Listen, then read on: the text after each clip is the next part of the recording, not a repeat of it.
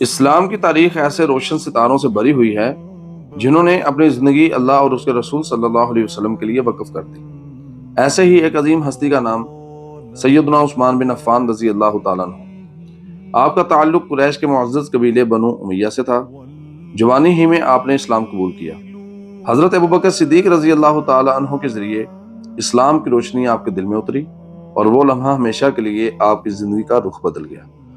آپ کو ذو النورین یعنی دو نوروں والا کہا جاتا ہے کیونکہ آپ نے نبی کریم صلی اللہ علیہ وسلم کی دو بیٹیوں سے نکاح کیا، پہلے حضرت رقیہ رضی اللہ تعالیٰ عنہ سے اور ان کے دنیا سے چلے جانے کے بعد حضرت ام کلثوم رضی اللہ تعالیٰ عنہ سے، اور یہ اعزاز تاریخ اسلام میں کسی اور کو حاصل نہیں ہوا۔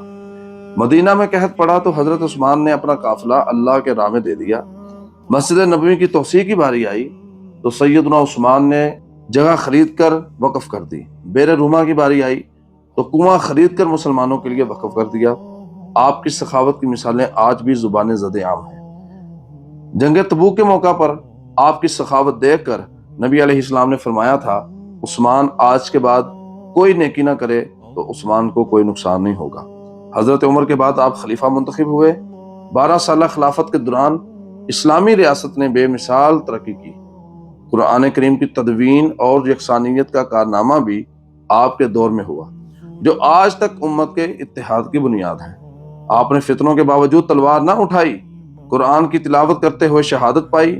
ہاتھ میں قرآن تھا اور دل میں صرف اللہ اور اس کے رسول کی محبت اور اللہ کا خوف تھا۔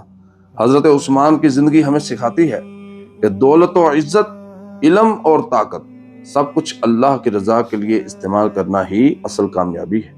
آئیے ان کی سیرت سے سبق لیں اور اپنی زندگی کو اسلام کے رنگ میں رنگ لیں۔ اگر آپ کو یہ ویڈیو پسند آئی ہو تو لائک کریں، شیئر کریں اور مزید صحابہ کرام کی سیرت کو جاننے کے لیے ہمارے اس چینل کو سبسکرائب ضرور کریں اور کمنٹس کے اندر درود پاک لکھنا نہ بھولیں۔ اللہ ہمیں صحابہ کے نقش قدم پر چلنے کی توفیق عطا فرمائے، آمین۔